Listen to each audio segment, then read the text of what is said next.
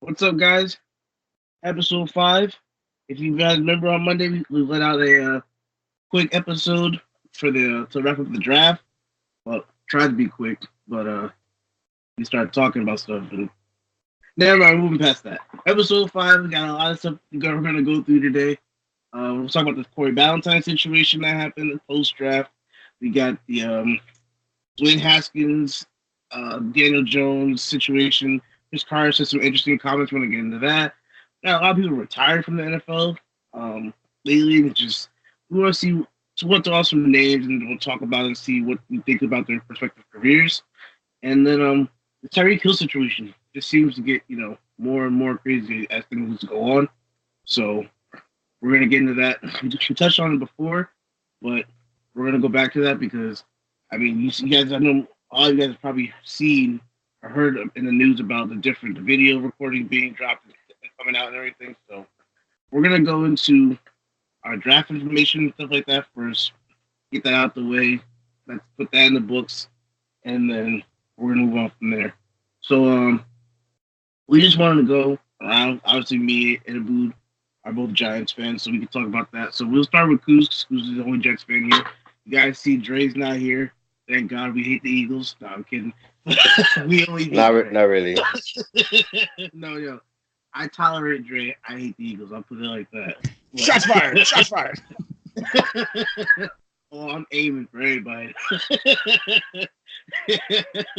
We'll start with Ciuz. Ciuz can go over his Jets, give him a little draft grade, tell what he did and didn't like, and then we'll go on from the Giants' perspective. Go ahead, Ciuz. Come back to me. Come back to me. No, I'm just kidding. I had to say one time for Trey.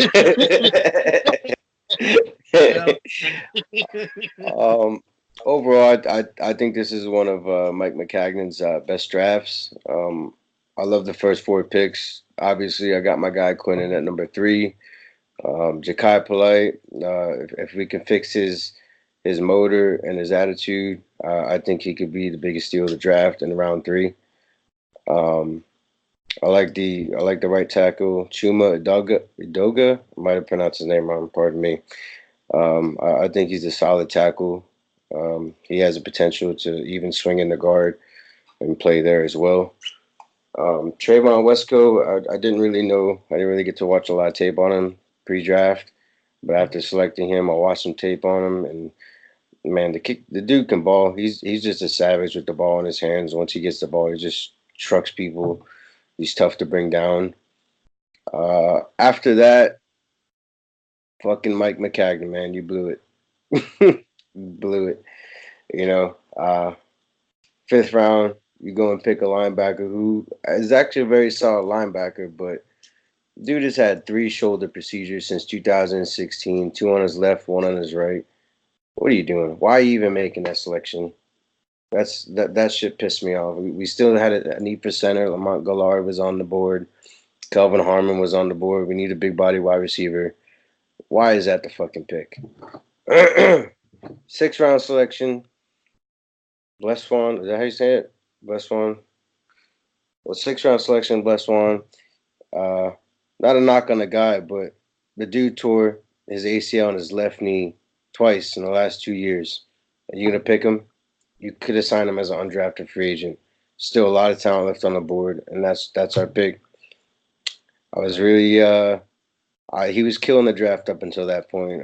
That's why all the analysts just only graded us on our first 4 picks. So overall, I like how we did in the draft. We got some weapons, and I can't wait to see this defensive front for the Jets. I give us an A. I give us an A for overall draft. All right. Yeah. I know you didn't see a lot about Trayvon Wesco, but I watched a lot of West Virginia games. I really liked him. I'm interested to see. That was a really unique pick for you guys, especially with Herndon. I guess you're just trying to tight end. So I'm interested to see what you guys are going to do with Wesco. I wonder if he's going to be like a tight end / H-back kind of thing. And Yeah, me too. And from everything I've read, he could play H back. We could slide him in at fullback. And a pretty impressive stat that I read up on is he had an 87% catch rate. So dude's got hands. He just wasn't the featured tight end at West Virginia. His blocking is top notch. He's definitely the best blocking tight end in the draft. And that's we mainly got him with looking ahead towards blocking for late on. He can get to that next level and do a good job blocking there. And they might have found a diamond in the rough with him if they can actually get him the ball more, let him catch. He didn't get to. I mean, he caught passes at West Virginia, but not as much as he should have been. So I'm pretty excited about that. Yeah, I see. Like with the West Virginia offense, they had Davis Sills and Garrett Jennings Jr. So I know he was pretty much like a third, maybe even a fourth option with their running back too. I was surprised that Sills went undrafted. I wanted the Giants to draft Davis Sills. I'm not gonna lie. Man, I wanted to draft him in the 6th round, but guess what? We drafted an injury-prone cornerback. who mind you, both our 5th and 6th round picks probably are going to start the season out on the PUP list. So why? Yeah, and it's funny. Sills signed to the Bills too. So now you might see him now. Yeah, now the Bills got a big body receiver, and they have to draft him. One other thing before we move on to the Giants, do you like? I like Chumi Doga too, but do you see him as a tackle, or do you see him moving inside the guard? Because isn't he only like 6'3" or 6'4"? I see him as either or. I know he was one of the I think he was the number 2 ranked pass blocking tackle in the draft. Behind Dillon, probably. Yeah. So I mean, either way, he's good at pass blocking and he's nasty in the run game. It's another character issue. I think he'll be able to fix it. It wasn't anything serious with his character, but he had a little character history.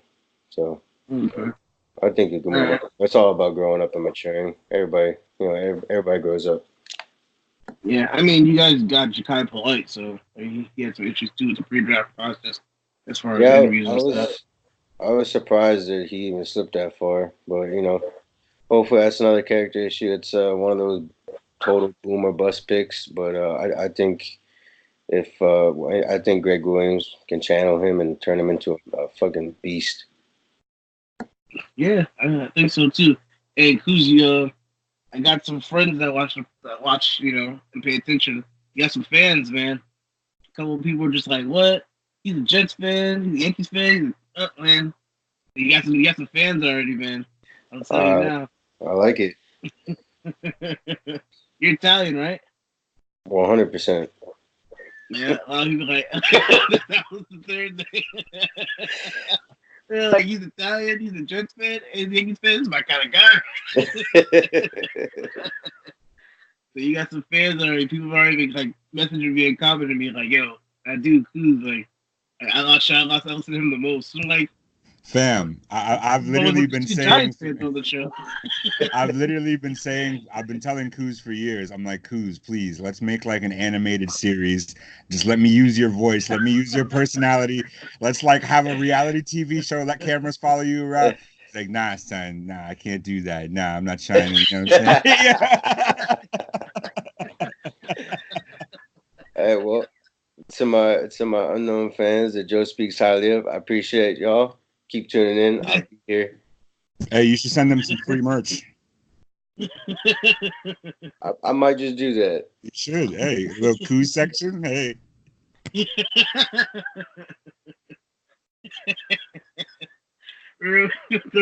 Giant draft. Oh my god. All right, Abboud. Moving on from. I know we touched on it the first round on Monday. So let's go through the rest of the draft. You guys know, as you know, we took Daniel Jones at 6, we took Dexter Lawrence at 17, and we traded back into the first round to DeAndre Baker. We already touched on that on Monday, but let's go through to the rest of the draft, and let's get your thoughts on what you think how the Giants did and what they should have done. Go ahead. Here's one thing, especially when I look back at last year's draft. Other than the Daniel Jones pick, I feel like when we're in the first round, we've kind of it's kind of like a no-brainer at what our picks are going to be. So what I'm really looking at is I'm excited about our later round draft picks. Because if you look back at last year, second round, we got Will Hernandez. Third round, we got Lorenzo Carter and BJ Hill, all starters immediately. So when I look at our later round draft picks this year, O'Shane Jimenez and Julian Love specifically, I'm really excited to see what they can contribute. If we can hit like we did in the later rounds last year, this year, and these guys can be constant contributors, maybe even potential starters down the line at some point, or just regulars on the field, I think that's going to be something to be really excited about. I wasn't as familiar with Ryan Connolly before the draft as I am now, but after watching him, I mean, dude is just, you know what I'm saying? He's a fucking piss missile out there. Like, he's just going after the ball. He's just, he looks like he really has like that grit to him that we needed to linebacker position that we were talking about. And honestly, I think I had this conversation with you. Obviously, I'm excited about Corey Ballentine, but I think that Georgia Safo Ajayi, the tackle out of Kentucky, I'm really excited to see what he could do. He played in the SEC. He went up against a lot of really good defensive linemen. So I want to see what happens when he comes into camp and what he's able to contribute to our offensive line, because it's always great to have depth at offensive line, especially the last couple of years. You know, Joe, we've always had offensive linemen that were constantly switching around, moving around. So if he brings in some needed versatility, I think it's only a bonus. Yeah.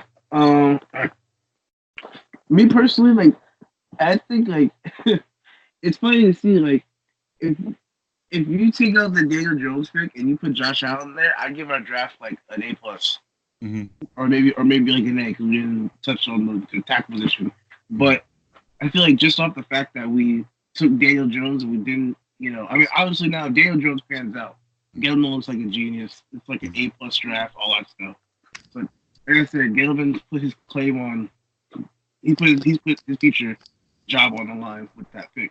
But you know, moving past all that, when I look at the draft, I still think like it was pretty solid. You know, you got Dexter Lawrence in the middle now. He's gonna probably start middles from day one. You got Hill. You got BJ Hill. You got Dalvin Tomlinson on the probably playing 3 techs and everything. Then you have like you said, O'Shane Jimenez, and you're gonna have Zoe Carter. You still have Kareem Martin. I think maybe they're gonna either move on from Kareem Martin, or maybe they're gonna try to get his cap number a little bit lower. Because I mean, 4 years, $26 million isn't a lot, but I don't think he's worth the money. At least he hasn't played like it from last season. Then you know, we need some people. We signed some people in free. And we signed like Marcus Golden.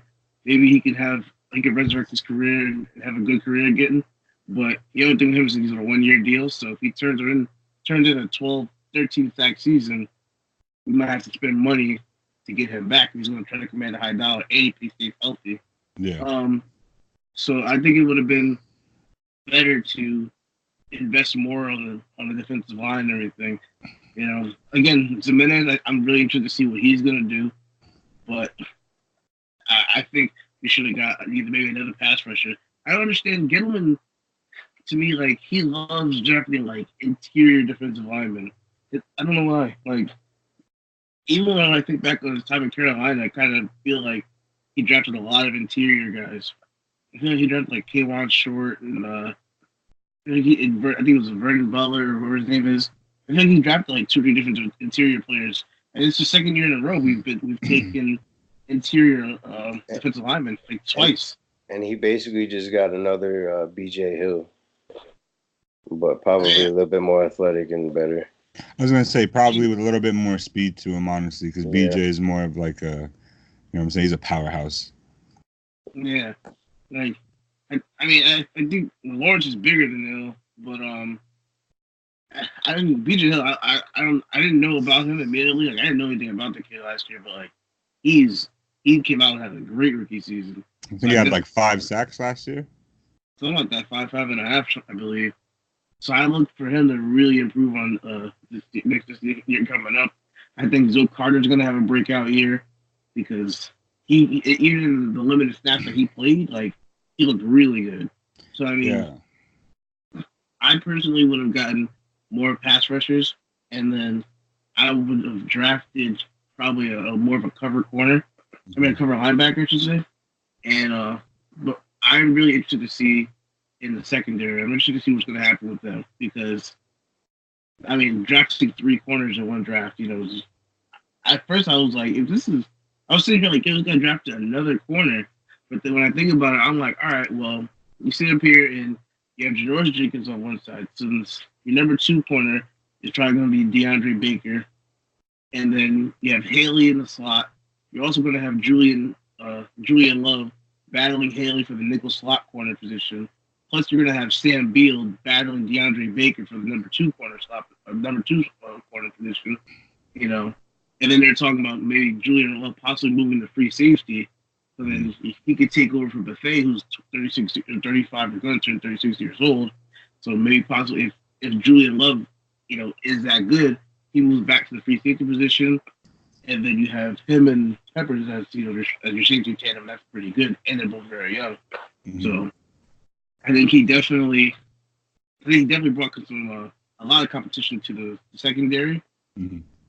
I wish he would have did more on the offensive line. I mean, even with that D tackle to Chris Slayton, I don't know anything about the kid. Yeah. I haven't got a chance to look at any tape on him, but I wish he would have went after another tackle or something like that. Maybe draft somebody there.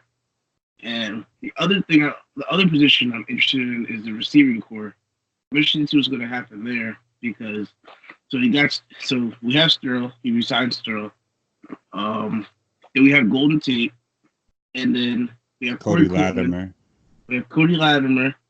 We brought back Russell Shepard. Mm-hmm. Still have Benny Fowler, and then we signed the kid Reggie White Jr. So it's seven receivers we have right now. And we drafted Darius Slayton. Yeah, there you go. So we have 8 receivers. So I'm sitting here like, obviously Sterl. I think Sterl and Golden obviously are 1 and 2. They're on the team. Absolutely. So then, to be honest with you, I think Corey Coleman. I mean, obviously he could play receiver, but he was really like a spark plug for us on the return game. I think Cody Latimer, we brought him back for a reason. I think it's safe to say he makes the team. Maybe Russell Shepard has the advantage just because he already knows the playbook compared to these new guys coming in. But we have a lot of young guys coming, Benny Fowler too. But we have a lot of young guys coming in that are probably going to be competing for that 5 through 7 position. Yeah, and I think. I mean, I obviously think Darius Slayton is going to make the team, but kid's 6'2" with 4.3 speed. I think he's a taller receiver than what we have. We have a bunch of 5'11" receivers. Yeah. He's a taller receiver, but he has 4.3 speed, which we don't have at that position. So I don't know. It's going to be really interesting. I don't know too much about that tackle from Kentucky. I looked into him a little bit, but I watched a couple of his games. But I don't know if he's going to stay at the tackle position. I don't know if he's going to go to guard. I don't know. I don't know if he backs up and has some versatility. And I know we've still been talking to Mike Rimmers. And I know there's mutual interest still between both sides. But it's definitely going to be interesting. I know we're going to be watching. And we're also going to be watching a lot of other teams to see who they drop. And you might make a move there, pick up somebody. Maybe after, draft a free agent, maybe a vet gets cut in training camp or after the preseason or something. But I still think we have a lot of moves to make. And then next year, I think should be interesting too. We'll have, I think, anywhere between $80 and $100 million in cap space. Mm-hmm. And depending on how we shake out the season, we might have hopefully, not hopefully, but I don't know, we might have another top 10 to 15 picks. So for sure. And then just to give them a grade, like you said, I feel like had we gotten Josh Allen, that definitely changes the whole grade of the entire draft class that we have. But I'd probably give us like a B minus, honestly, as far as the draft. That first pick was shaky. It was tough to get through that. I think all the way through, though, I really think that we got some good value, especially at those later round picks. I'm going to give us a B minus for our draft class. Yeah, same here. B minus for the draft class. The one thing I obviously want to talk about is the whole thing with Corey Ballentine and the whole situation. I'm sure a lot of people that are listening heard about. Corey Ballentine and his teammate who passed away were at a party on campus. It was actually some information released from Washburn University. They were saying that they were getting ready to.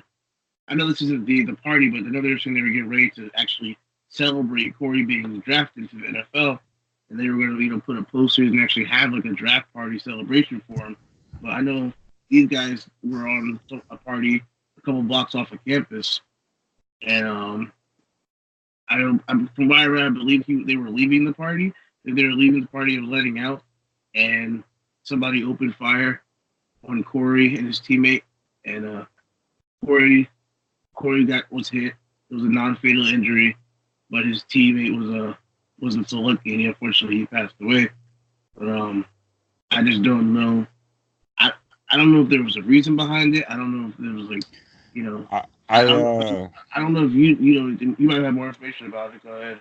Yeah, I actually just read an article that came out this morning from USA Today. Apparently, Corey's dad had spoke to the news, and they were in an off-campus party in Topeka, Kansas, and this is what he told the police, and this is what he told reporters. I don't know like how true this is, but he said that two people came up to Corey and his friend Dwayne Simmons, and they tried to buy weed off of them or asked them if they had weed or something like that. And when Corey and Dwayne basically told them to get lost, dude flipped out, pulled out the gun.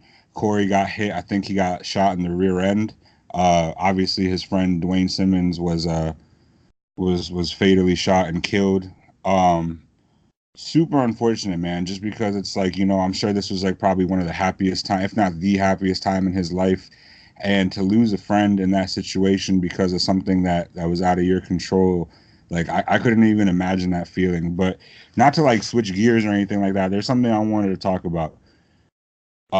Mike Francesca actually, when the report first came out, I guess he was, and for anybody who doesn't know, Mike Francesca, he's a radio reporter, famous in New York, especially for the New York Giants, does a lot of coverage for them. When the news initially broke, before we even knew the details of what was going on, he basically gave a statement saying that the Giants made a bad draft pick. He's a bad kid. This is, anything can happen with your draft picks, especially when they're going out a couple nights after being drafted, and now one of them's getting shot. It's not a good look for him. It's not a good look for the Giants. And honestly, Mike Francesca's a fucking piece of shit, because without even hearing about what happened or what even occurred or what the details were, to release a statement like that is some of the most closed-minded, ignorant shit I've ever heard in my fucking life.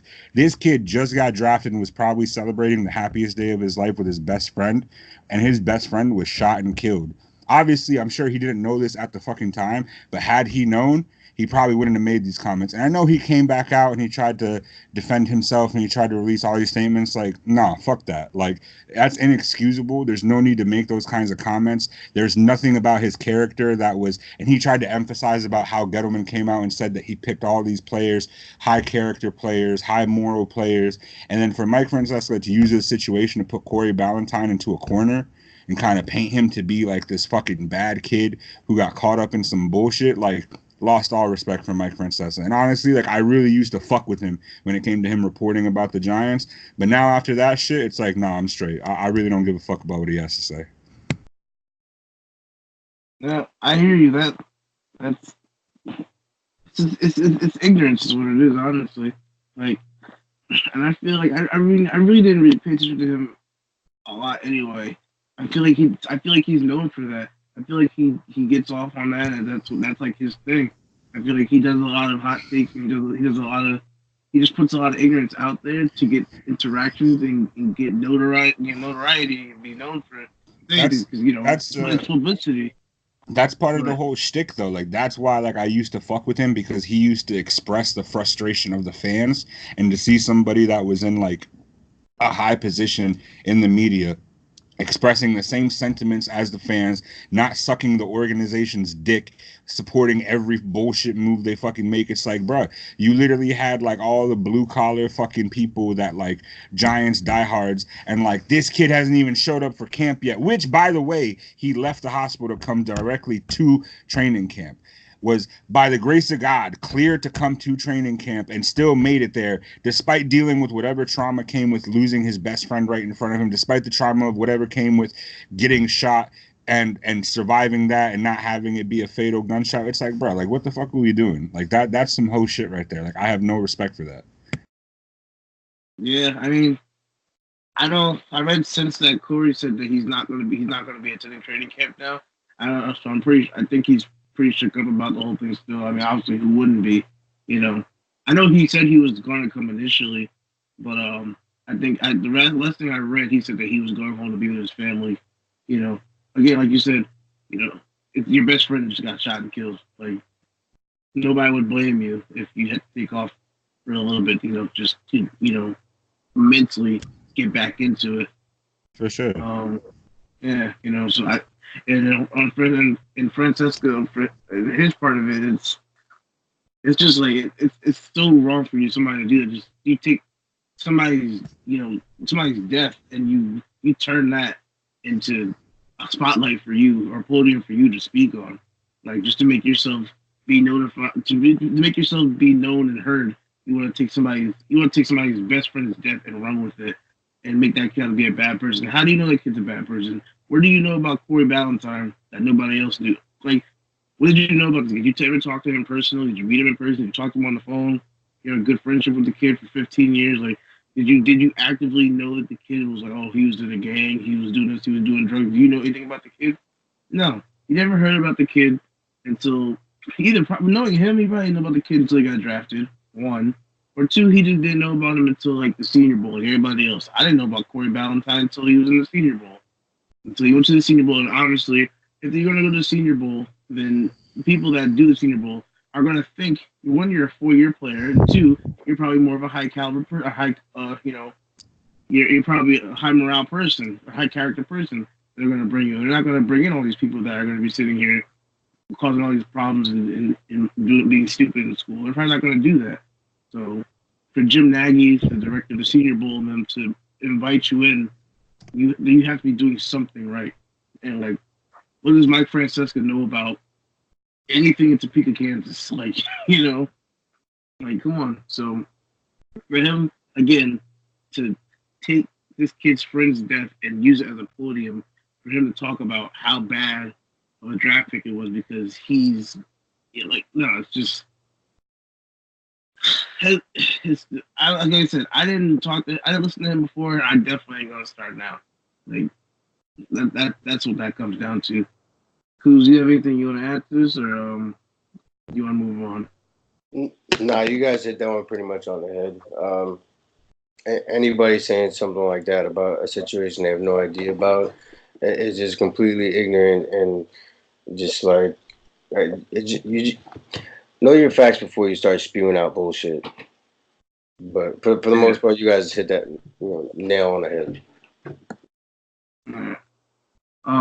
Yeah, we're gonna move on from that. It's just I don't listen to him for a reason, but we're gonna move on from that. Another thing that happened, it's a lot of Giants news, and you know, I feel like a lot of it ain't good, but so. It's not a fun time, Joe. It's not a fun time. It's Giants pride, man. Giants pride. But so I don't know if you guys saw the video, or I don't know if you guys, because we have the same reason we're bringing this up, but I saw the video about Chris Carter was speaking about the Giants being a racist organization because they picked Daniel Jones over Dwayne Haskins in the draft. And I mean, they made some valid points, but I don't see us being racist. But to me, it's just like, again, you can play both sides of this. Now, to Chris Carter's point, if Dwayne Haskins was the quarterback at Duke and put up Daniel Jones like numbers, Dwayne Haskins wouldn't be in the draft conversation at all. Right? Yeah, we can all agree on that. Like, he put up 22 passing touchdowns, like, whatever his stats, Daniel Jones' stats were. But because of the fact that Dwayne Haskins regardless of being the first quarterback or second best quarterback, and in some circles, the best quarterback on the board, in some analysts' opinion, but because of the fact that he was black, the Giants were going to draft him regardless. A lot of people are saying that. I more so believe it has more to do with just the Mannings having, the stranglehold on the Giants. And I don't understand it because only Eli's played with him, but there's the whole David Cutcliffe is Eli and Peyton's mentor, and Eli and Peyton are like Daniel Jones' mentor, so they've all grown up together and cut, it's a whole big thing, so for me, I don't believe in this whole thing of Gettleman saying he saw Daniel Jones run 3 series at the Senior Bowl and he was in love with the kid, and that's what made him draft him. Like, the fact that Gettleman has to keep proving his point as to why he drafted this kid only speaks to me that you weren't sure of the pick anyway. Because if you firmly believe in something, you shouldn't have to just keep going back and just proving it and explaining it to everybody. If it's like, I did this, I picked it because I like the kid, done, and move on. Not because you don't have to sit here and keep explaining. That only makes you look worse, in my opinion. But I don't think it was a racist move.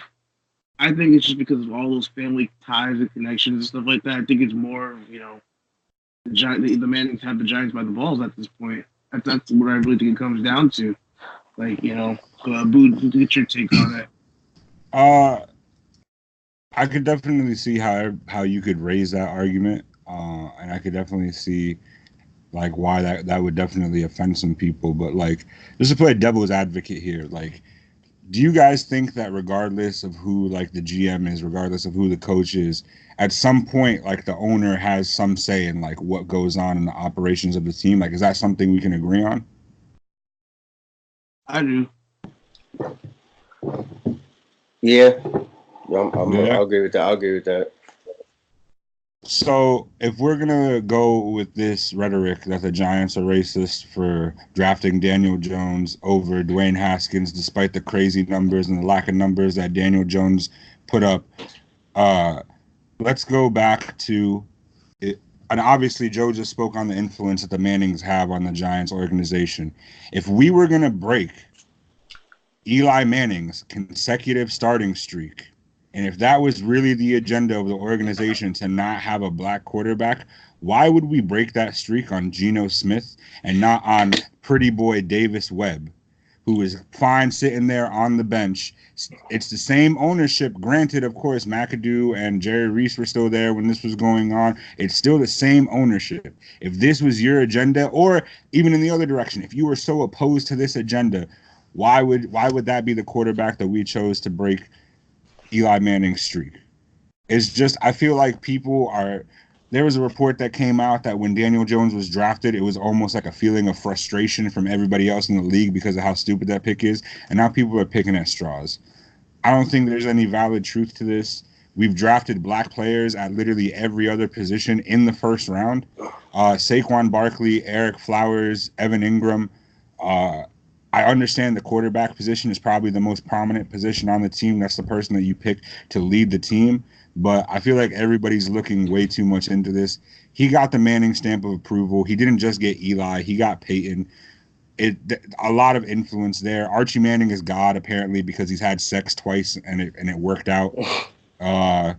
And that's really what it all comes down to. Like, I just don't see it being an issue of race right now. If more information comes out, I'll be happy to walk it back. But just as of right now, like, I can't go out on that limb and say that. I think this pick has more so to do that this is Eli Manning 2.0.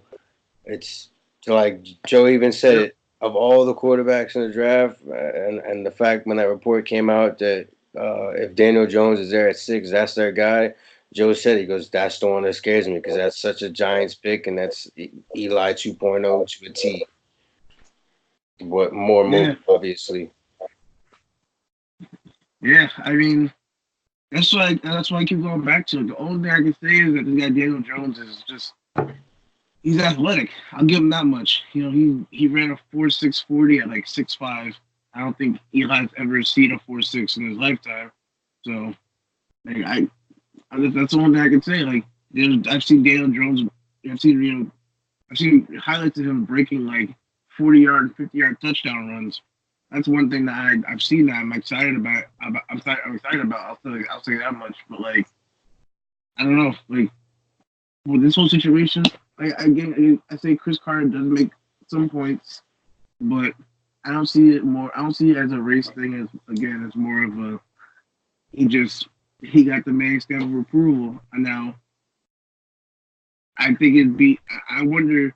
My thing again is one.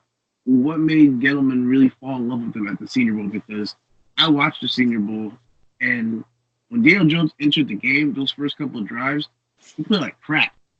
Like I'll just call it as it is. I don't know if you guys watched the game or anything, but when I first saw those first couple of drives he played, because he played at the end of the first half, and I believe he played at the first couple of series of the second half. And the whole time I'm sitting here watching him, the first couple of drives he was in, I was like, this kid looks terrible. Like, the ball, he was skipping passes, he was missing wide open people, and he just looked nervous. He looked scared, and he looked he never played a game of football in his life. And the second game, the thing is, and again, it scared me because I'm looking at this kid's face, and I'm just seeing Eli Manning again. I'm just seeing this face of confusion and frustration, and just like almost like a face of I just don't even want to be here. Like, like in the second half now, he comes in, he throws a couple passes, he gets in a rhythm, he scores a touchdown or two. Now he comes up to the sideline, he's smiling. It reminds me again, Eli Manning. Like he gets in the rhythm passer, he gets in a couple of rhythms, he makes 1 or 2 plays here and there, makes some touch throws, and then he gets in the end zone, then he's on the sideline, he's smiling about something. Like, it's just. But to me, it's like when I watch this kid play, I just don't watch him play. I just didn't see what it was that could make you fall in love with the kid. Now, on the flip side, when I saw Haskins at Ohio State, I saw a lot of things I did like in the kid. And again, why would you pass on the second best quarterback in the draft for the to the fifth unless you had that connection with the kid?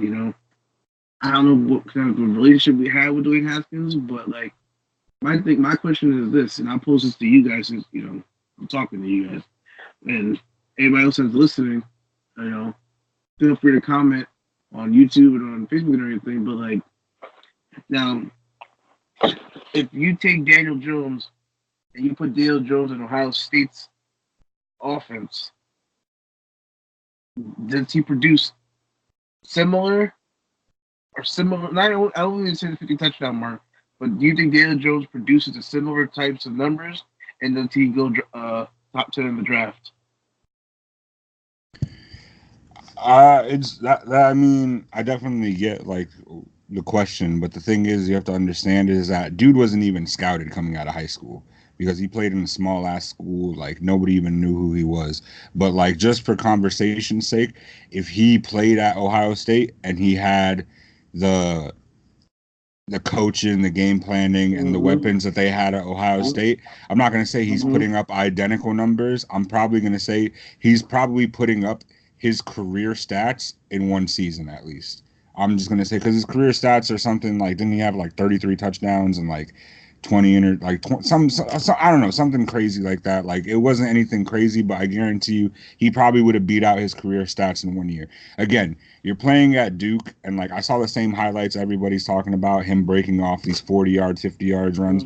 Like you're playing teams like UNC, you're playing teams like Virginia, you're playing teams like Virginia Tech, like the ACC, and it's just not, it doesn't breed the best talent right now. At one point, definitely they had powerhouses in it, but right now it's like I don't know. But for conversation's sake, if he was at Ohio State, I definitely think that he puts up way better stats than he ever put up at Duke.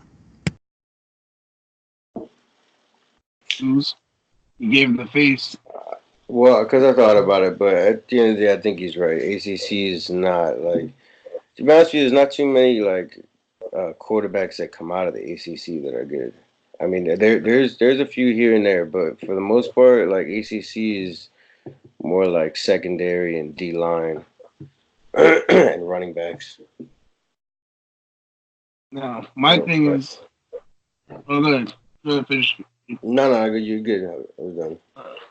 My thing is like now if he goes now like again, so switch rules. Because I'll put it like this: if Dwayne Haskins is the quarterback at Duke and he puts up those stats that Daniel Jones put up, does Haskins get even drafted? You know, I don't no, even think I don't even think he's in consideration for first round. no.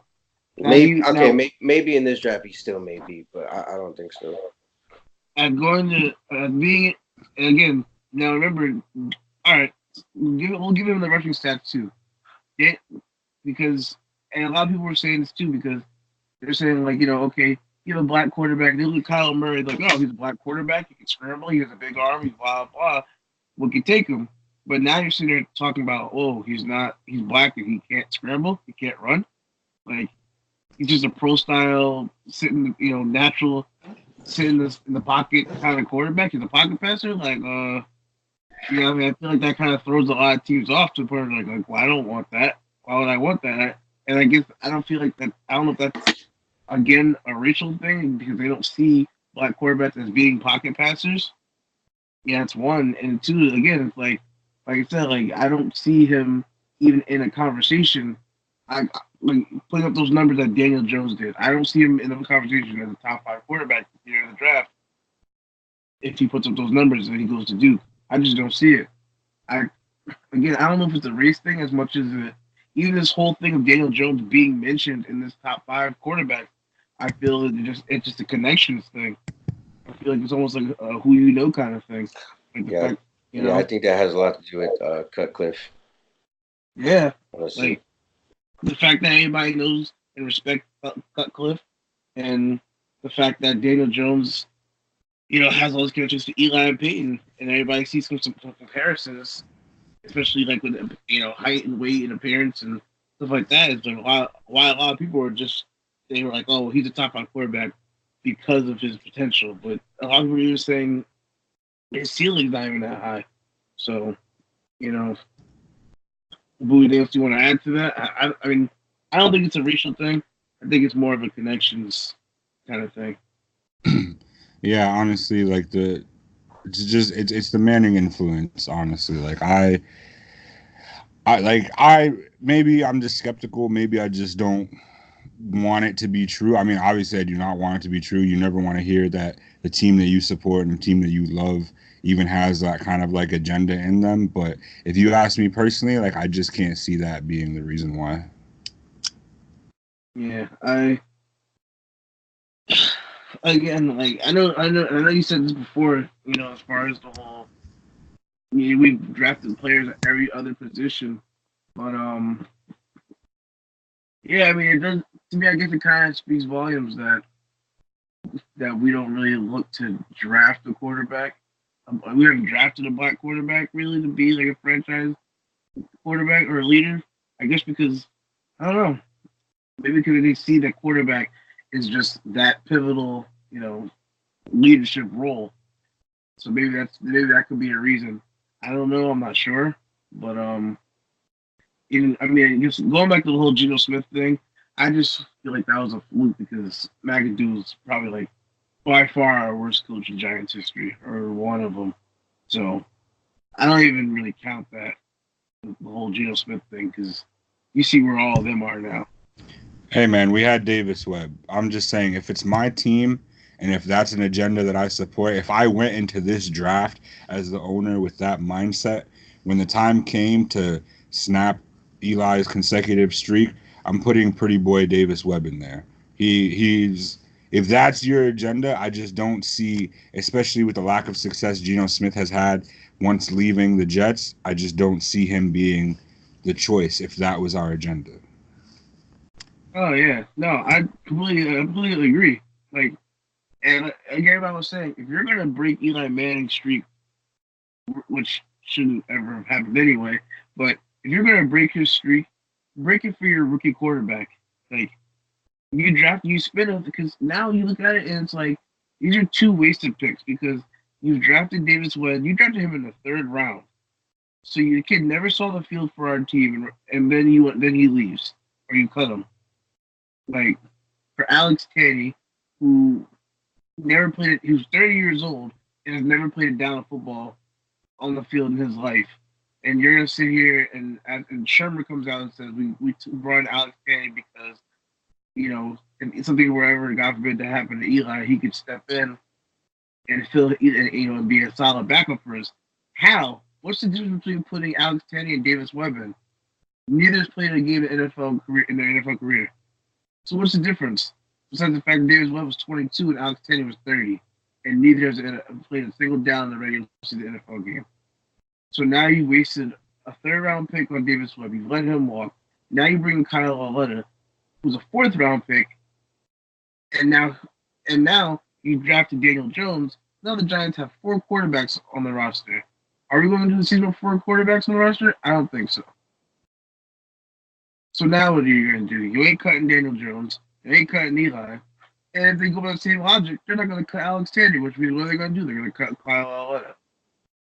Which means you just wasted another 4th-round pick. So now I sit here, and I really wonder now, what if we were to sit here this year? We go, let's say we overachieve and go 8-8, 9-7 this year, right? Say that happens. We go 8-8, 9-7 this year. Eli retires. Daniel Jones steps in. Completely chips the bed. I'm saying like 3-13, 4-12 season. We're sitting there the following year, 2021. We're picked one in. Let's say we go 2-14. Pick one in the draft, 2021. Daniel Jones has just crapped the bed for you. Trevor Lawrence is sitting on the board. What are you doing? Take him. I'm taking him. That's a 100% fact. That kid, when I tell you that kid is something special, I mean, dude, like I saw it firsthand, but I've also kind of been following him since he since he was a senior in high school and he was the top recruit coming out. That kid is something seriously special, and he's honestly fun to watch. Oh yeah, like I mean, obviously, you want to. Since Daniel Jones is a giant, you want to give him his chance. But again, like if I'm sitting here, like I said, if we go out this year, go 8-8, 9-7. So we go 8-8.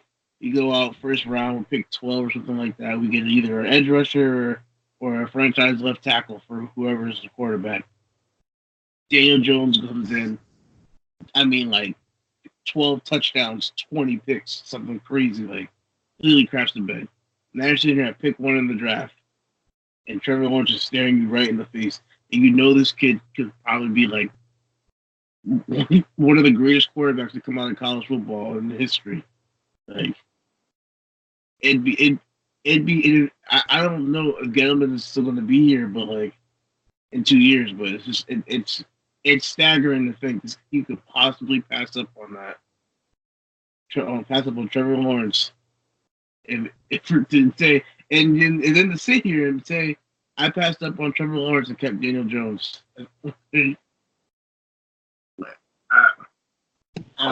Hopefully for you guys, David Gettleman is fired as a GM by that point. I honestly was even surprised that we took a quarterback this year because, just knowing. I know you've been saying it the whole time.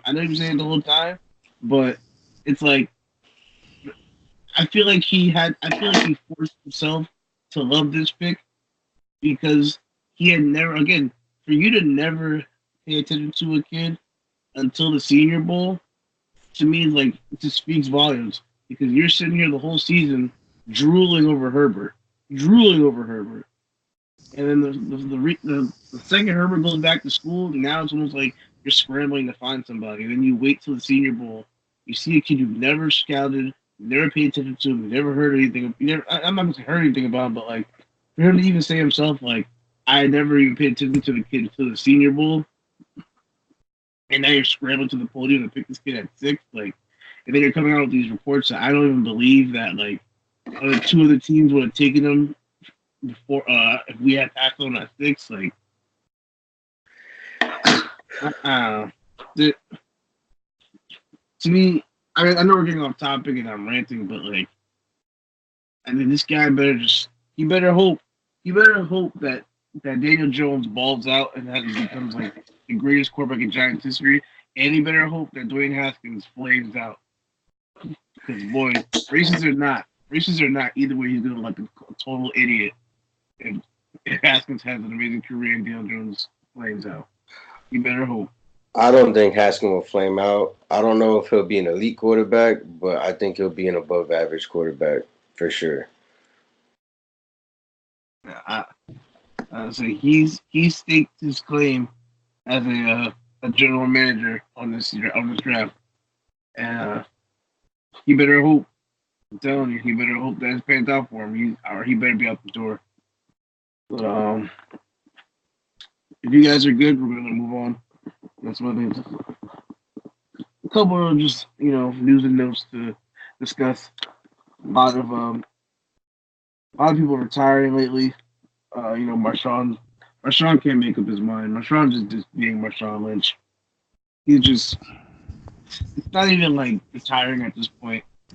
He's just like, call me when you need me. That's really what he's telling me. He doesn't want to be bothered with off-season obligations. I'm not coming to training camp to work out. That's what he wants. That's all he's doing. Honestly, I respect the move. As a person that doesn't like cardio, I could totally see wanting to skip out on off-season workouts and just be like, yeah, I'm retired. And then like a week before like the first preseason game, just be like, hey, but y'all, if you need me though, let me know, all right? Because I'll be around. I'll be available. You know what I'm saying? My schedule is open, so. Just saying. As long as I don't have to run. Well, I'm not running though. Like he's I mean, do you guys think you've seen the last of him? Or do you think he's gonna come back for another run? I think he's gonna come back just because of they're moving to Vegas. I feel like he's gonna come back. What do you think? I feel like he just like holds the flag for Oakland. So I feel like for as long as they're still in Oakland, like Marshawn Lynch is gonna want to play for them. I don't know how big he is on Vegas, but I just feel like he has like the Bay Area fucks with him. They got so much love for him. Like I feel like all he had to do was put that like that little flyer out there, like, hey, I would come back if they wanted me. And like everybody's gonna be like, "Fuck yeah, what? Like, let's burn this place to the ground, Marshawn." I mean, I feel like especially since this Isaiah Crowell injury. Now that Crowell's out for season, I feel like he's gonna want to come. I mean, I feel like they're gonna want him back now anyway. They have But they did also just re-sign Doug Martin. Yeah, I did see that. I mean. And to be honest with you, I think that's going to be Josh Jacobs' job. This is going to be his job to lose. Oh, yeah. I definitely think that, too. It's going to be Jacobs.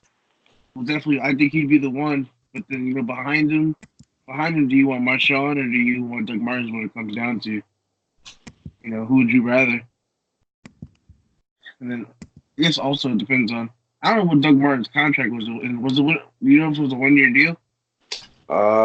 I think it was a 1-year deal, but give me a minute and I'll try to look it up. Yeah. Doug Martin, man, what a fall from grace. Yeah. He's it was a crazy year for running backs the year too, because I believe that was the year we took David Wilson.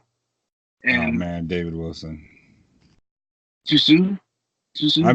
I mean, respect. You know what I'm saying? Dude had a career-ending injury, but dude also was fucking Butterfingers, all right? Like, let's be real here. If we're going to keep it a buck. David Wilson. Yeah, when we drafted him, dude was fucking Butterfingers. He couldn't hold on to the I think Wayne Gallman has been doing off-season workouts with him because he can't fucking hold on to the ball either. Wayne Gallman. Well, that's not who I want to be doing off-season workouts with if I got Butterfinger issues. That's my point. That's what I'm saying. He rubbing off on him too much or something. Well, then at least when Eli turns around and hands the ball to Gallman, he holds on to it. Like, you tell Gallman to catch a flare pass, he's like, nah. I'll stay here and block. He's like, what? What do I don't know what to do with my hands. You want me pass protection? You want me to block the linebacker? I can do that. It's easy. No, run out there and catch the ball. No, thanks to you. I hope thanks to you. Like, please, please. The furthest Goldman goes away from Eli is like delayed draws. That's the furthest he goes away. Wait, He picks a block. He picks a block, and he's like, "All right." He's like, "Give me the ball." Like, Eli pitches it, he drops it. Like Dave Wilson could catch. Dave Wilson could catch. He just couldn't hold on to the ball. yeah, That was it. Man, you know what I'm saying? Like if Dave Wilson had the ball in his right arm, he hit his left arm, he would fumble. Like it doesn't make any sense. Man, I read a stat the other day. I don't know, this is not one of the topics, but like, fuck it, I'm just gonna let it fly. I was reading the stat the other day, and it basically, did you know Brandon Jacobs is our franchise leading running back in touchdowns? Yeah. Yeah, that's just crazy to me. Like thinking back on it now, I could see how that could be, but just like looking back on it, you think about the running backs that we've had, like Tiki Barber, and I'm just like, man, Brandon Jacobs, like, good for you, dude. What the hell? Yeah, because you know why Brandon Jacobs was like a glorified fullback. I mean, he had his run sometimes, but other times it was like Tiki Barber would get that or Ahmad Bradshaw would get the trot going. Like Tiki Barber we'd be on a team's like 30-yard line. Tiki Barber would break like a 69-yard run down to the 1-yard line, and then we hand it to Brandon Jacobs, 1-yard touchdown. Just falls forward. Yeah, that's it. And then everybody, it's like Jerome Bettis. Even my brother used to be like, "How does Jerome Bettis get first downs?" Like, and he'd be like, "Yo, he just falls forward for first downs. Like, he doesn't even run anymore. He takes the handoff and just falls." And it's just like, all right, just give it to him. Whatever. Like, that's what Brandon Jacobs did. He was like Garrett Blunt when he scored those 22 touchdowns rushing in the season or something like that. Yeah. That's all they did. They had James White, they had Brandon Bolden, and they had another running back too. I don't remember. But the Patriots, they had like 3 running backs. They get to the 1-yard line, and then they just turn around and hit the ball to Garrett Blunt. He had 22 rushing touchdowns. They went to the Pro Bowl and everything. Like the Garrett Blunt, man, that's another journey, man. Honestly, dude's been everywhere. yeah, but I feel like he kind of played pretty well everywhere he's gone now. That's what I'm saying. Like he just keeps cashing in on 1-year deals. He'll go ball out for a year and just be like, I'm out of here. I think he played for like New England, Detroit, Philly, Garrett Blunt. Oh yeah, yeah. Yeah. I mean, 4 teams off the top of my head I could think of. This is the Eagles, the Patriots, Lions, and then he's on the Steelers. He's on the Was Bucks. he on the Steelers? He was on the Steelers? Yeah, he's on the Steelers. He's on the Steelers. He was on the Bucks too. He got drafted by the Bucks, I believe. Yo, the Bucks love them powerhouse. Yo, y'all remember Cadillac Williams? Yeah, it's a shame. I actually like watching him run. Yeah, do that, man. Yeah, I liked Auburn, man. I like I don't know if you know this, but when Cadillac Williams and Ronnie Brown were at Auburn, number 1 and 2 running backs. Number 3 running back, Brandon Jacobs. What? You serious? On who? On Auburn. Oh. Yeah, it was Cadillac Williams and Ronnie Brown were number 2 running backs, and Brandon Jacobs was number 3. Brown, that's another one that didn't last very long. That started out good. Fact. Hey, Ciuz, who's your boy that killed the dude on Auburn? Oh, JR or Junior. Yeah, Joe, you ever seen that video of the dude on Auburn getting absolutely fucking killed? Junior Rose Green, I believe. Rose Green. What game was it? This was a couple years back. This is like mad long ago, but it's like one of the biggest hits in like college football history. Anyway, buddy who laid the lick on the guy works security for Ciuz sometimes. He used to, yeah. Oh, you used to, yeah. Yeah, we used to work with us. Shout out to him. Straight up, man. So when Garrett went undrafted in 2010 to the Titans, so he played there he was on the practice squad there for a year. It was. I don't mean to interrupt you, but that hit was against Georgia. Reggie Brown. I looked that up. I'll send it to you. Laid him out. So it was Titans, and then he left the Titans 2010. I guess so. I guess the Bucks picked him up or sort of claimed him.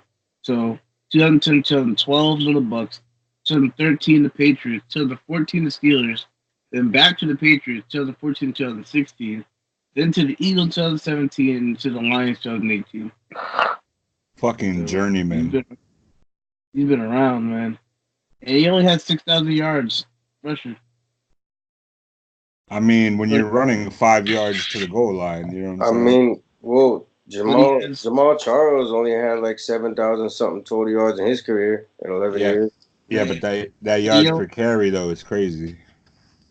But you know that brings me to my next point that I wanted to ask you guys is, and don't get mad at me and just playing devil's advocate, is Jamal Charles a Hall of Famer or no?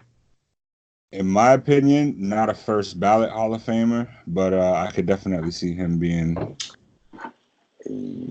Yeah, I don't think he's a first ballot Hall of Famer. I do believe he has an argument to be considered for the Hall of Fame.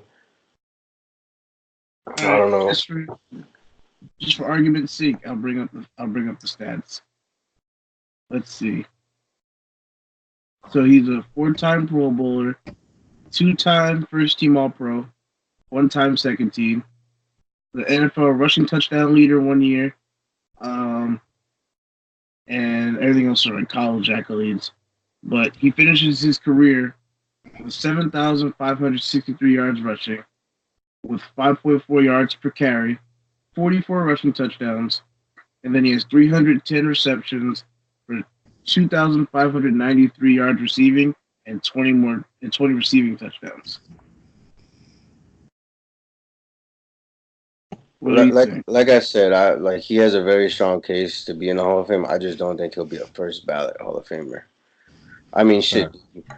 My guy Kevin Moore got stumped so many times before he finally making it this year. Sorry. Who? Kevin Moore. Well, he should have been a Hall of Famer a while ago. For sure, but you get what I'm saying, though? Like it's tough. But I definitely think he's got a strong case to be in the Hall of Fame. I think one day he will get there. I just don't think it's going to be first ballot. You personally are putting him in if you have the choice? I think I would have to put him in. I'd put him in, honestly. He would definitely get put him in?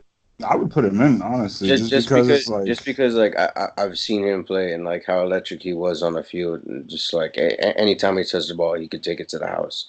I definitely think he deserves to be there. Like I said, I just don't think it's going to be on the first ballot. Hey man, it's another career cut short by injuries. Dude was super productive when healthy. How many, like, do you, off the top of your head, do you know how many years he actually played? Like how many seasons he was in the league for? Let's see. I want to say 11. 11. So. Was that? Well, you talk about seasons. Like actually played. Yeah, like active seasons. Not like he was hurt. Let's see. Freshman career. Well, I know. What's he missed? What season? So 2011, he tore his ACL week 1. Mm-hmm. And then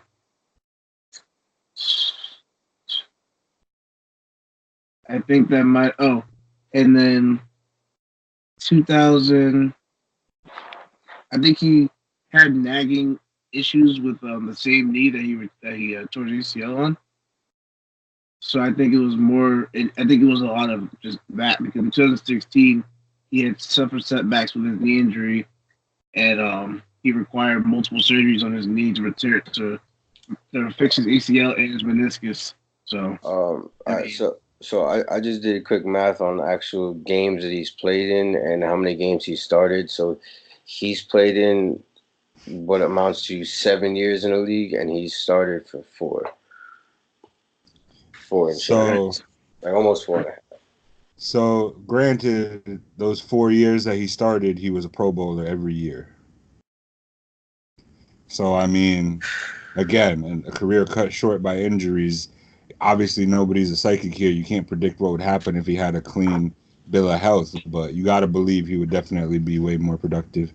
But yeah, I mean, man. Honestly, like I said, definitely not a first ballot Hall of Famer. But if I heard that he got into the Hall of Fame, I wouldn't be shocked.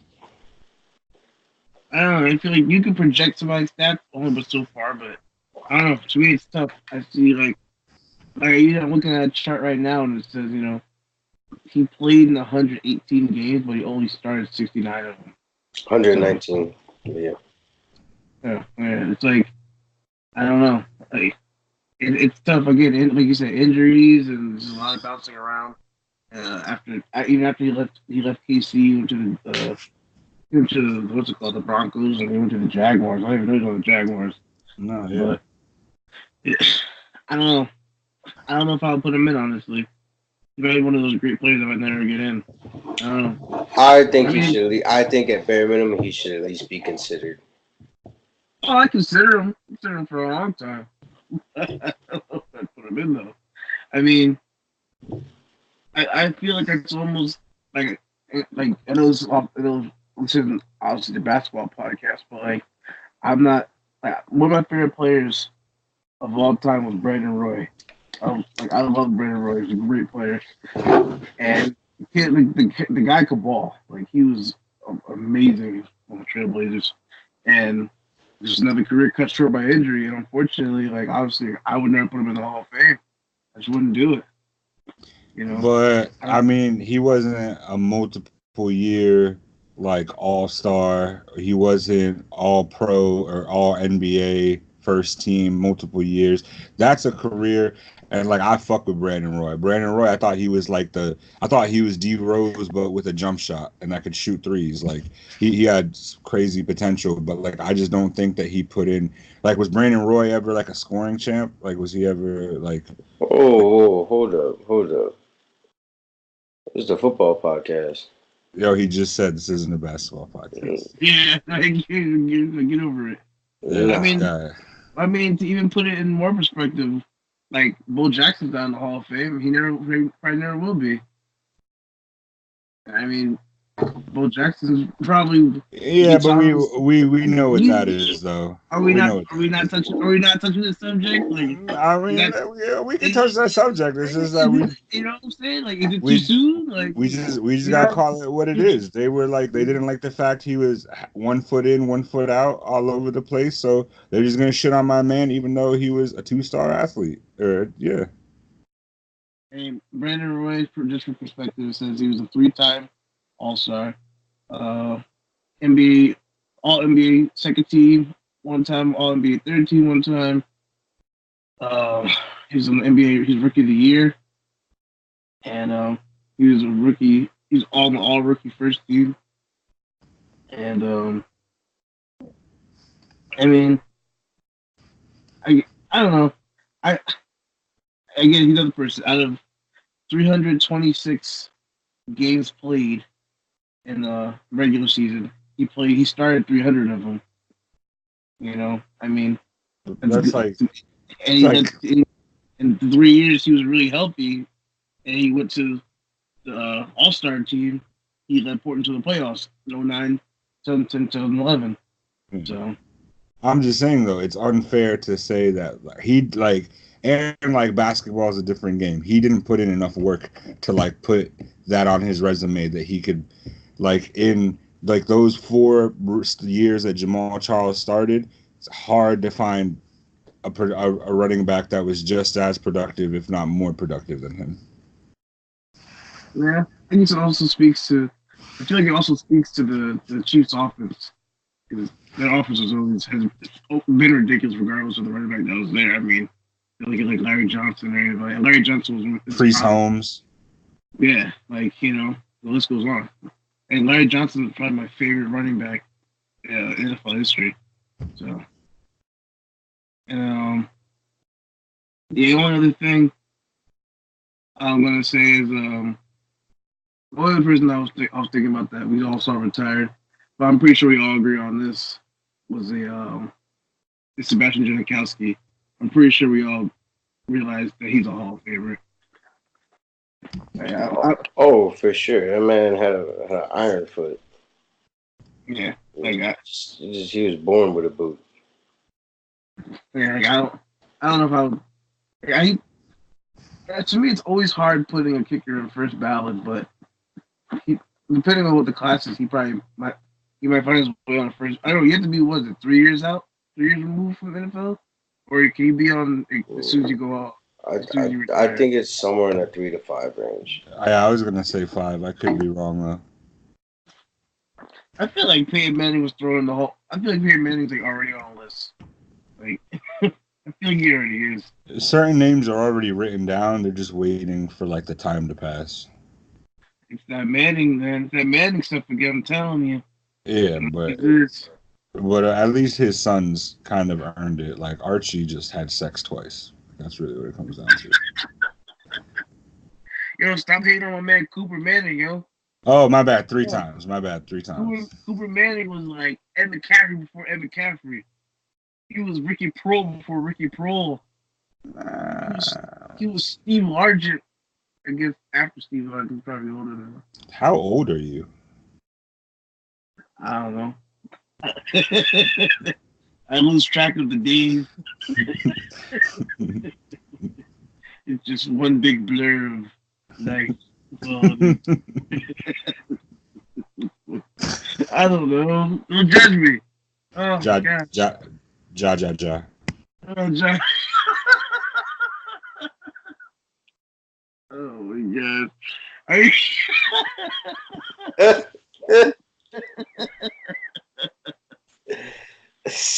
Oh my gosh. Shout out to the 3 Count podcast.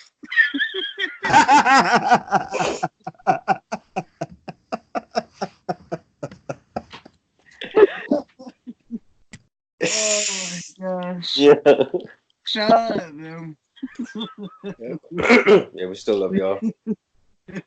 It's all love here at Sports Mark. Oh man. Shout out to them. You guys go check them out. They're doing a lot of things over there, man.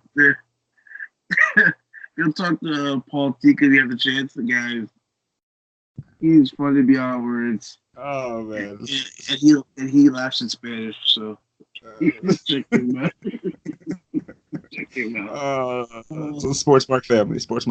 Oh yeah, we got a lot of other stuff that we're saying, but that's gonna be like a late night podcast because we probably can't do that right now. All right. And before we end, we're gonna have Ciuz. He has something he wants to touch on. We need a little jingle for you or something like that. That's what we need. I don't know. We need to play like a horn or something. I don't know. We're just welcome to Ciuz's Corner. We need something like. Dude, I've been saying for years, Ciuz needs his own theme song. He needs like his own. Every time he walks into a room, he just needs his own theme song. I swear to God. in due time. He needs something. I need like a Ciuz app or something like that. I need something, but you definitely need to have like a jingle. We can talk to Dre. Dre can be like our sound guy at this point or something like that. Dre's just in the background playing the keyboard, just like. That's what we need. Or on the drums, Dre on drums. Yeah. Dre Og drums. I don't know. His name on here is Dre on drums. Yeah. We need something like I don't even know what it could be. We need somebody to just come in and just sing like Ciuz's Corner. That's what we need. Like something like from the 80s or 90s, something like really cool. Yeah, we just need like a bad bitch to come from behind Ciuz and like go like one of those party poppers, the fucking streamers just come out. She just walks the fuck out. Like Ciuz, who was that? Like, nah, son, it's Ciuz. She stays here sometimes. It's Ciuz.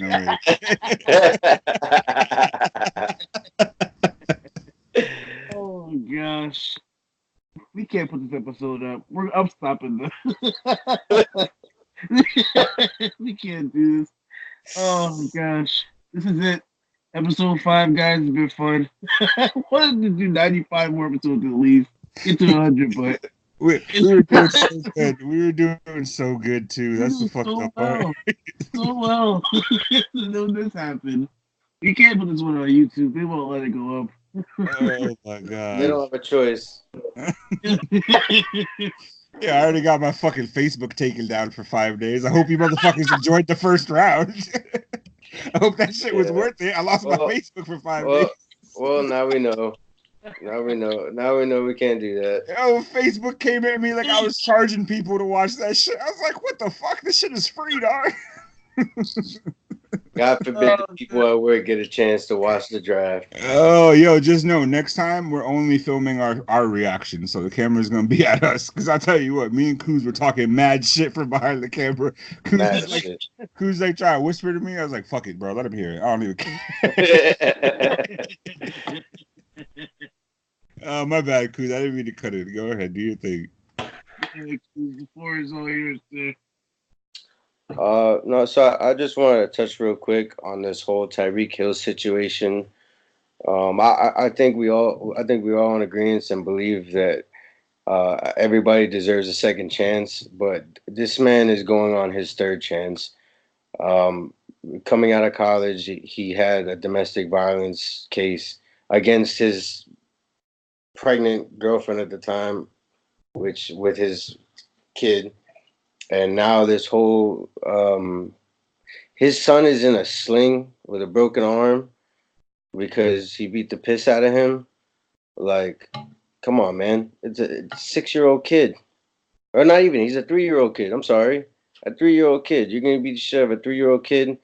And then apparently he looked at his girl and was like, you should be afraid of me too, bitch. Like, there's no room for that in the NFL. And, you know, I do believe everybody deserves a second chance, but, like, dude, you've had plenty of chances. It's time. I don't think that he should even be playing in the NFL anymore. I mean, I know just because of his talent, teams are still gonna like go after him, which I don't think that's right at all. I think the NFL needs to ban him. You are a superstar player. People idolize you and look up to you, and you're out here doing fucked up dumb shit like that. There's no room for that. You know, like I said, people, you know, kids like look up to you, and like you're out here doing this, and it's just unacceptable, man. Clearly, he didn't learn his lesson. He just took it as a pass. They slapped him on the wrist, and he was like, "Fuck it, you know, it's over." And then he went back to doing what he's doing. It's just it's really disturbing to find out this information. Um, it's just you can't have that. You're an NFL superstar wide receiver making millions of dollars playing ball as an entertainer for fans like us, and you're out here abusing the shit out of your child. It's not like no like oh well he messed up and I'm gonna give him a whooping. Like he beat the shit out of his kid. To break your 3-year-old's arm, like what are you doing, man? Like come on, like that's unacceptable. And I personally, I'm tired of it. I don't want to watch him anymore. Like I don't want him on my team. As good, as much talent as he had, and as good of a player as he is, like I'm not for that. I don't stand for that.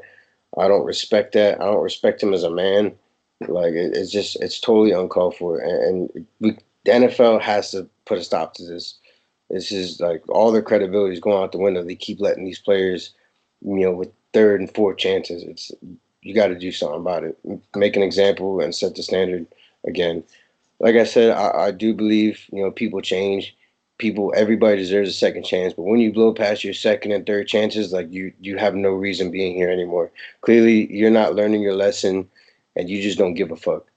And you don't deserve to be here. You don't deserve the money you're making. You don't deserve to be doing this in this league, in any league like that, or at all.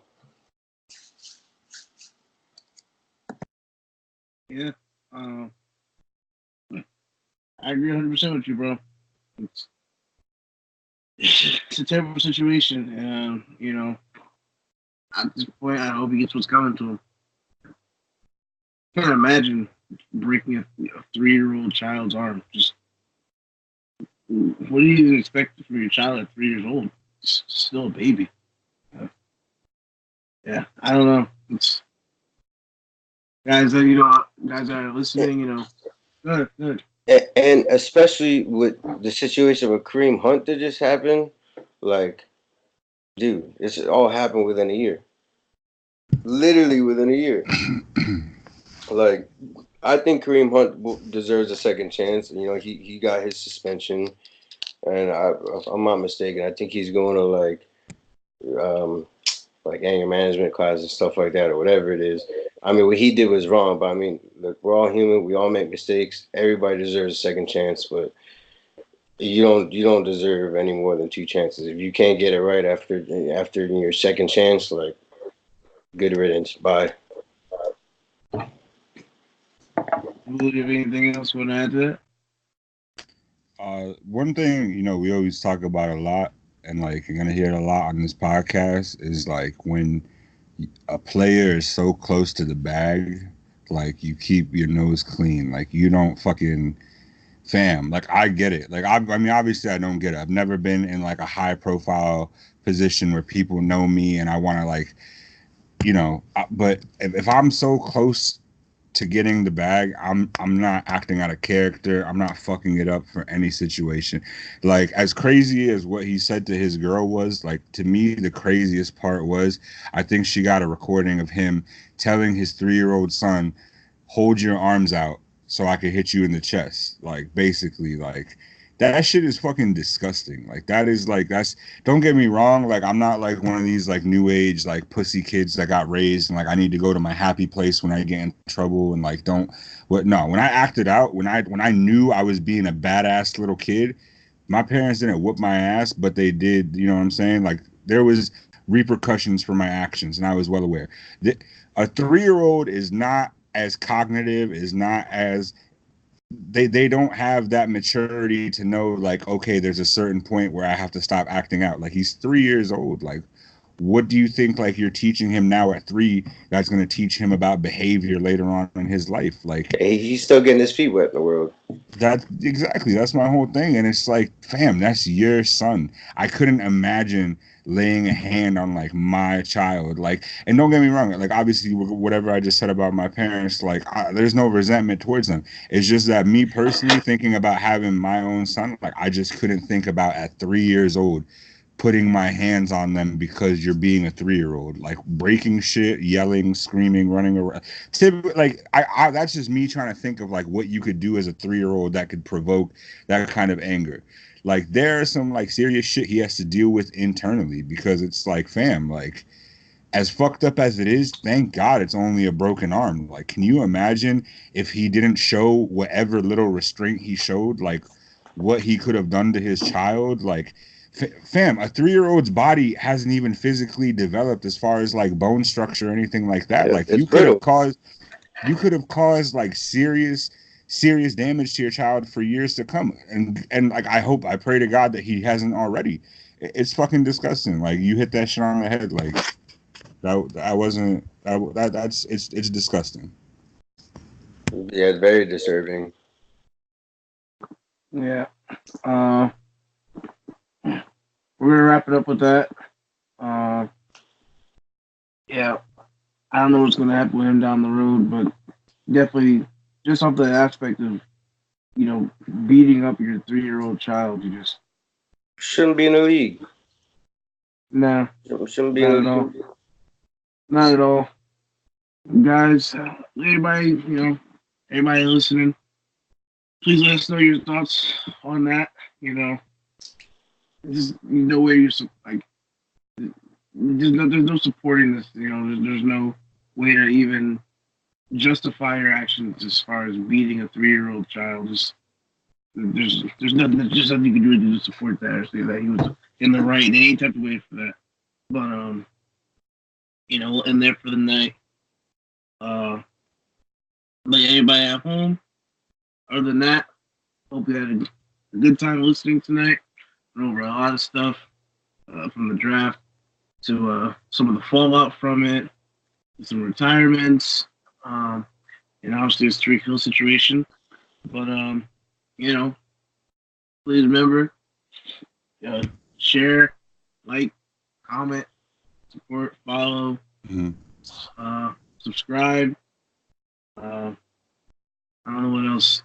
I'm trying to think. If we make something else, make sure you follow that too. For sure, absolutely. And I was gonna say, like even obviously we haven't hit like significant numbers yet, but like we're still growing, and like we appreciate the fuck out of like anybody who listens, watches, gives us views, the likes, the comments, the sharing. Go fuck with everything else on our Sports Mark channel, like, and we have like a lot more dope shit coming out. Go fuck with the 3 Count podcast. They got some good shit. Joe's an asshole. I don't know why he was talking shit earlier, honestly, but go listen to the 3 Count podcast. They put in work. Every week the guys get together for some in-depth analysis on wrestling. We're gonna have stuff for more sports coming out. But yeah, for sure. Like, thanks for fucking with us. Like, we appreciate it. Yeah, man. Go ahead. I was to say, yeah, man. We really appreciate all the feedback and support we've been getting, and we accept any and all feedback, good, bad. If you think we're trash, let us know. As always, if any of y'all have any topics you would like us to touch base on, feel free to let us know. We will for sure touch base on it on the next podcast. That's really, we really appreciate y'all for watching. Thank you. Say goodnight to the people, Ciuz. Say goodnight to your fan club. To all my fans, I appreciate y'all. We do this for y'all. For the fans, by the fans. Stay tuned. Shit. He dropped the quote. Oh shit. Who is this guy? Stay tuned. We're growing and evolving every day. I like to think that we're getting better with every podcast that we do. So keep fucking with us. And once again, we really appreciate y'all. You made that your bitch, Ciuz. I just want to let you know. You own that. That was raw, right? That was genuine. Love you for that. You in the show from now on. My God, what am I doing here? I am an asshole. Oh goodness, guys, thanks for listening. Have a good night.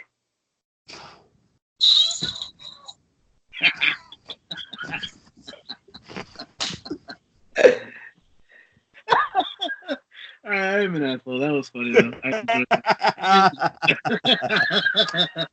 So the next episode, people, we'll see you in the nosebleed section. Good night, guys.